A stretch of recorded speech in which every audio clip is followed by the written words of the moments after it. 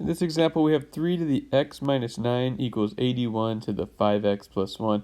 And before we go over this, we need to understand a property which we listed up here earlier. So if a to the b equals a to the c, notice both the bases there are the same, a and a, then that means that the exponents must be equal. Think about that. This only works if the bases are the same, though.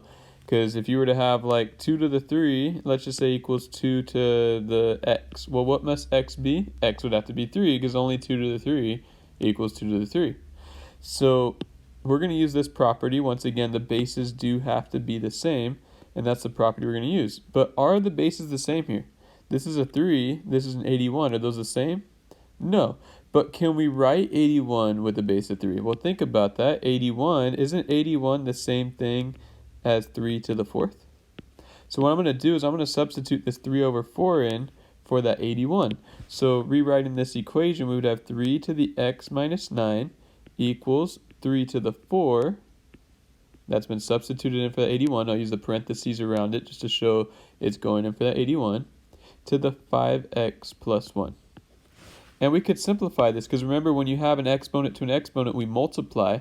Now remember, it's that 4 is being multiplied to that entire exponent, so you do have to distribute it to each of those.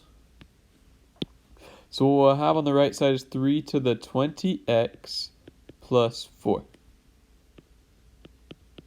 Now that we have the same base, 3 and 3, we can go ahead and take the exponents, set them equal, and then solve for x. So x minus 9 equals 20x plus 4.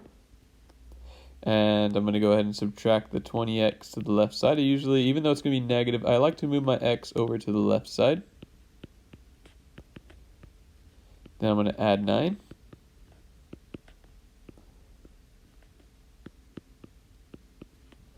And then from there, I'm going to go ahead and divide by the negative 19.